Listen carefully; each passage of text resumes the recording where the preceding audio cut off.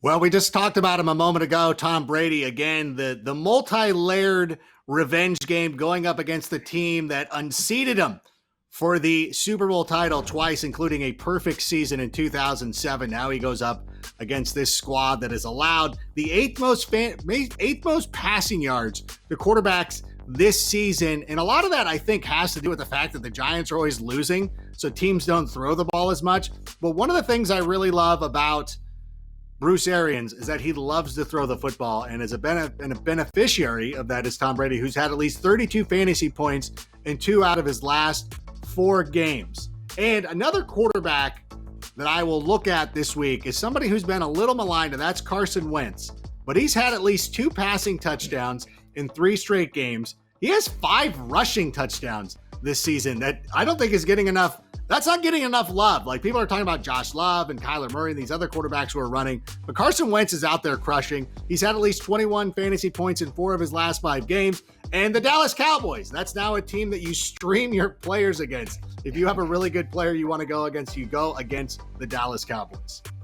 Yeah, the Cowboys that's been easy fodder for us pretty much all year long, which, as long as that continues, then that's fine. We always just want to find the weak spots and kind of pick on those. All right, running back Kareem Hunt still just balling away for the Cleveland Browns right now.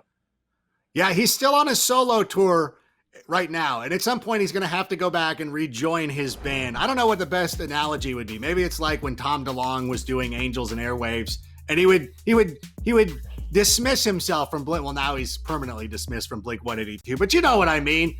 I just want to enjoy this last ride from Kareem Hunt because it's been pretty fantastic. He's had at least 18 fantasy points in 3 out of his last 4 games, and now he's got the Las Vegas Raiders, who've allowed the second most fantasy points per game to the position this season. They've allowed 9 touchdowns to running backs this year. That's the second highest total in the NFL. So we love Kareem Hunt in this spot. And let's go to that Jets game. I know we talked about Le'Veon Bell, but I do want to pitch putting in Clyde Edwards-Helaire into your lineup again. Of course, the matchup is amazing. The Jets have allowed the 7th most fantasy points per game to running backs.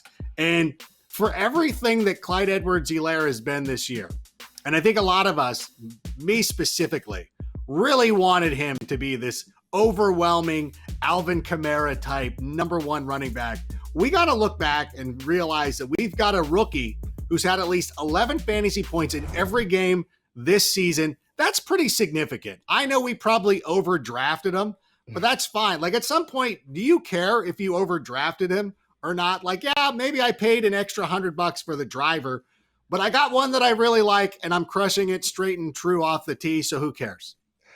I honestly think that most people outside of like the true diehards and the people who maybe do this for a living probably don't remember where they drafted most players, but you remember how they finished, you remember the kind of numbers they put up, but you generally don't remember, whether you got a guy in the 3rd round or the 5th round or something like that. You just don't. You just kind of care about what they do on a week-to-week basis. And Clyde Edwards-Helaire has been pretty good on a week-to-week basis. Wide receiver, who's on your mind this week? Well, I really love A.J. Brown, and it was weird because in a lot of drafts that I was in this year, and you talk about this, Marcus, where it wasn't industry insiders, A.J. Brown tumbled a little bit, and I never quite understood why. I remember messaging one of my friends during the draft being like, why does nobody want A.J. Brown? And people are just kind of like shrugging their shoulders and moving on.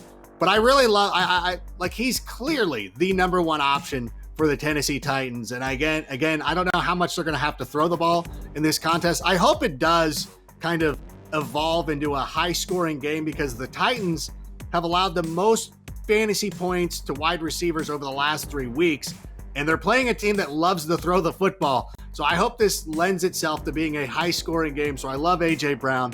And I did want to throw a little bit of a shout-out, too, to Stephon Diggs, who has been one of the most consistent wide receivers in the NFL this season. Again, we talked about this earlier in the show about Josh Allen and what a difference having a player like Stephon Diggs in your lineup, what he means to them, because he is such a consistent option each and every week. And we love Smokey Brown, but Stephon Diggs is just at another level.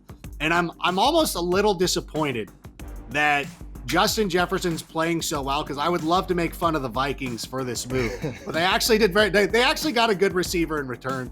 using one of those draft picks on Justin Jefferson.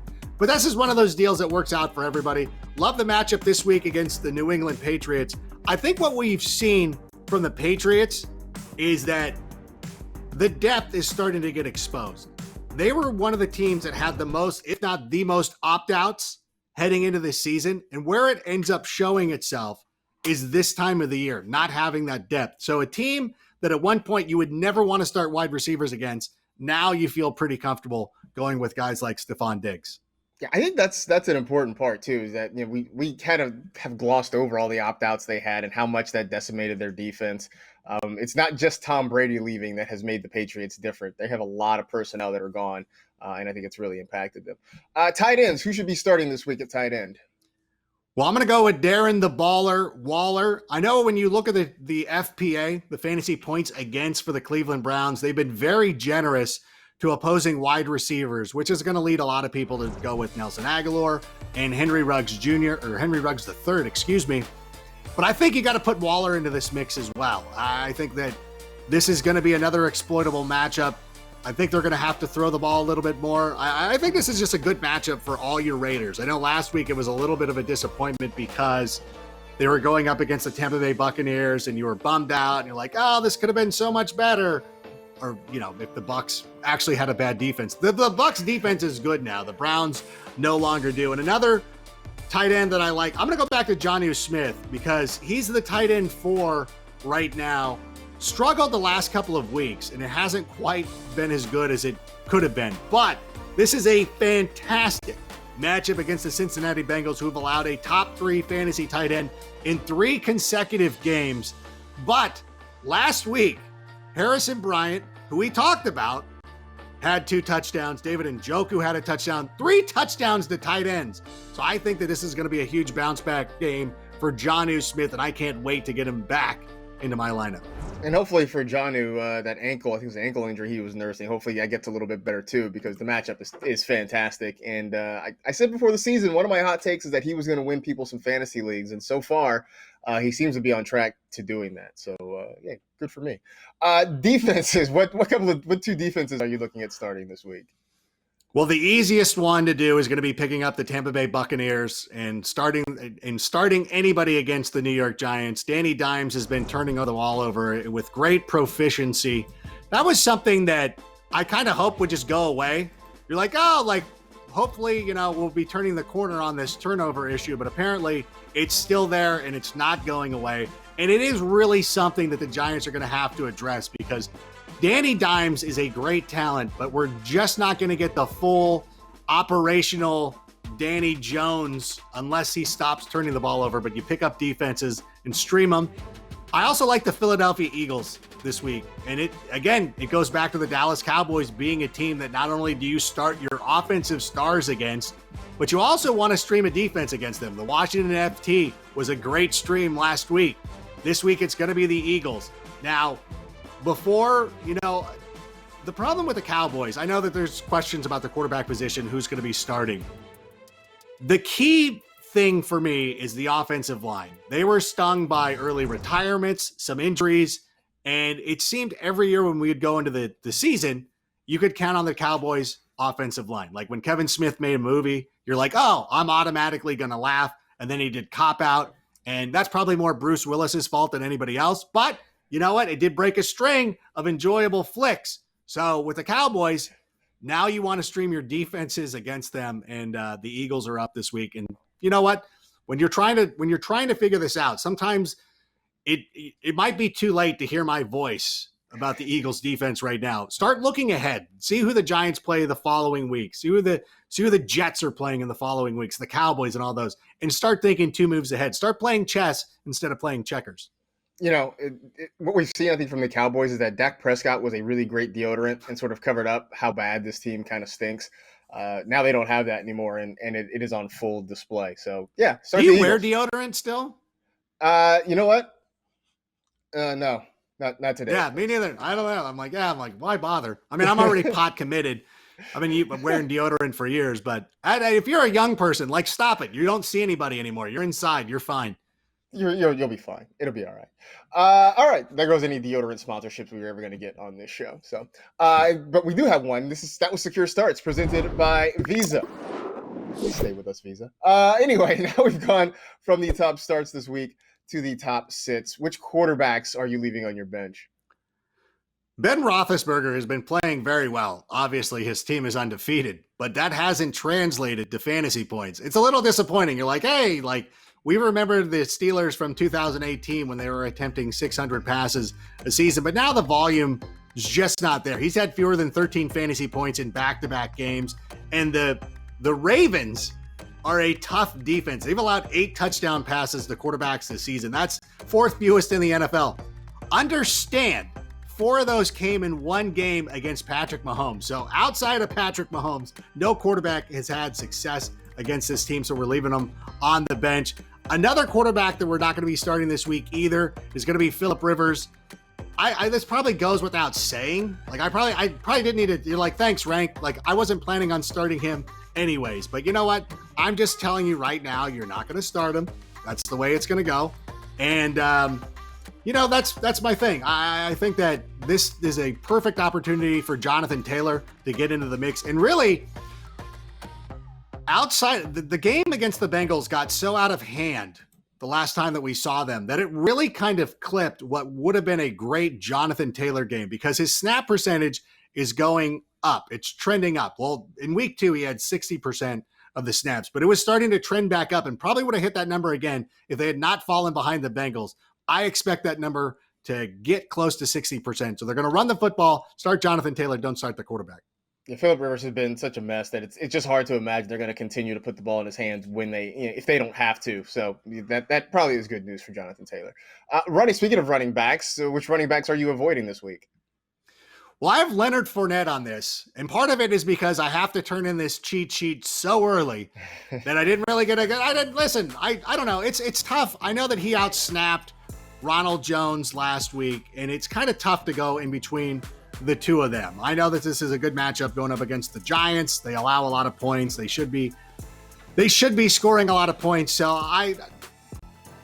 I'm just trying to avoid somebody who's in a timeshare at this point, if it's possible. And so I have Leonard Fournette there. I think that Ron Jones kind of gets back into the mix. I thought it was kind of strange that they went away from him, because Ronald Jones had 100 rushing yards in 3 out of the last 4 games. He had 3 rushing touchdowns in his last 2 games combined. So I don't know why you went out for that. So I expect that to go back and be more of a 50-50 split.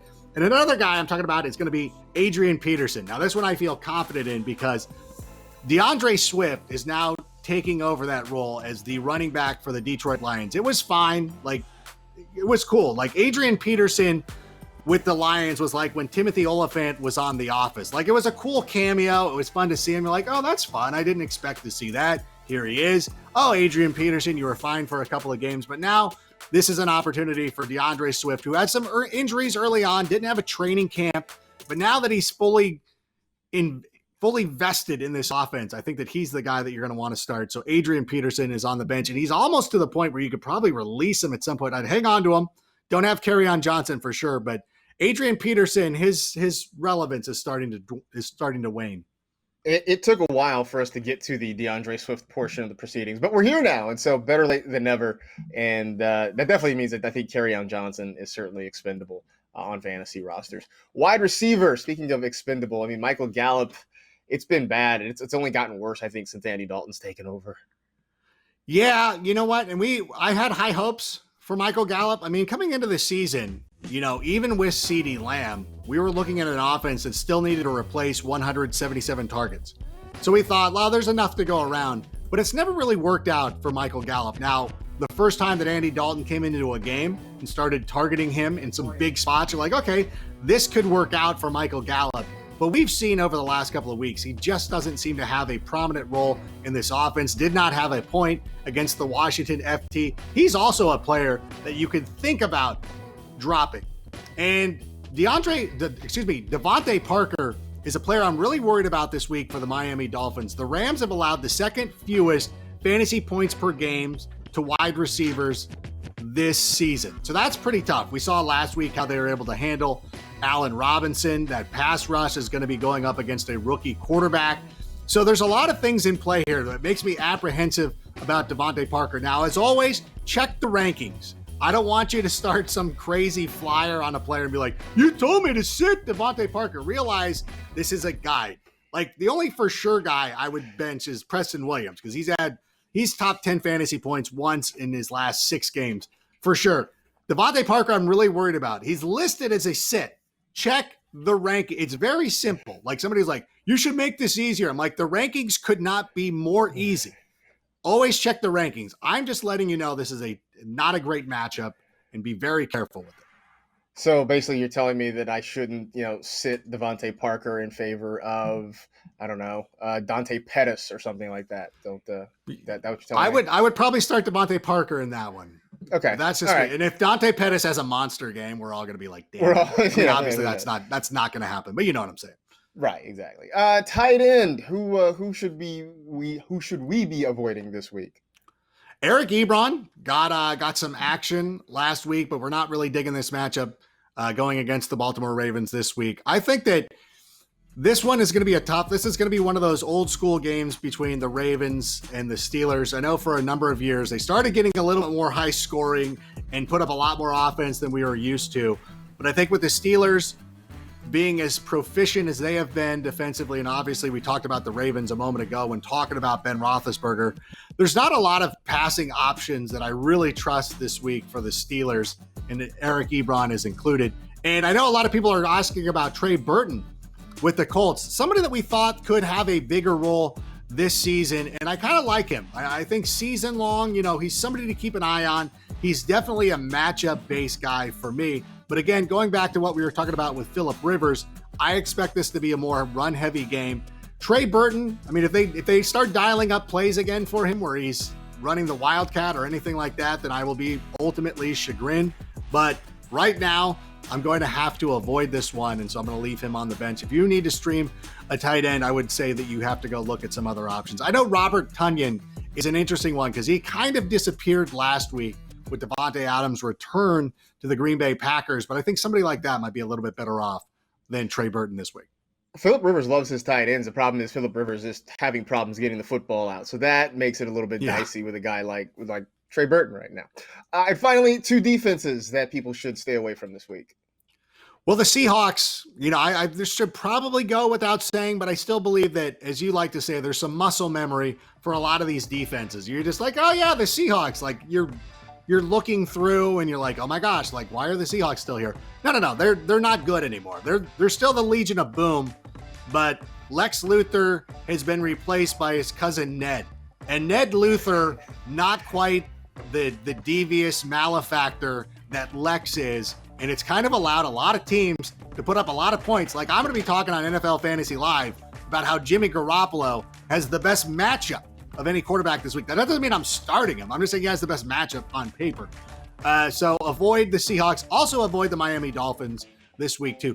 I know a lot of people will go into these narratives and they'll be like, oh my gosh, West Coast team coming to the East Coast. They're playing in that early window. But you have to understand that this season, Sean McVay's teams have thrived on the East Coast. They've averaged over 30 points per game in all of their East Coast games this season. And I think over the course of his career, they're very good on the East Coast. Sean McVay is an excellent football coach. If that wasn't evident to you on Monday night, it never will be. The only time he's really been shown up was in the Super Bowl against Bill Belichick. I don't think that's ever going to happen again. So I love Sean McVay. I don't want to play a defense against the Rams. And by the way, if I can take a moment. So Please. On Monday night, wait, can I say something? Is there a producer in my ear telling me not to tell this story? It's a clean story. Like, don't worry about it. So Monday night, League of Record, I've got a 12-point lead in a half-point PPR going against Cooper Kupp and the Bears DST. And so obviously the Bears shut down Cooper Kupp. That was going fine. And so the Bears defense was doing nothing. They had 1 point in the league, our league scoring. And I'm sitting there. My team is getting crushed. This night sucks. I'm upset. And I'm like, well, at least like the smallest consolation. I would rather win the game and lose my fantasy match as a Bears fan. I'm like, oh, okay. And then Eddie Jackson scores a touchdown. And I'm like, you guys did just enough to take So now I have to sit here and be humiliated in front of everybody. And thankfully, you know, all my friends who are Rams fans are texting me. And then the insult to injury is that the Bears defense does just enough to ruin me.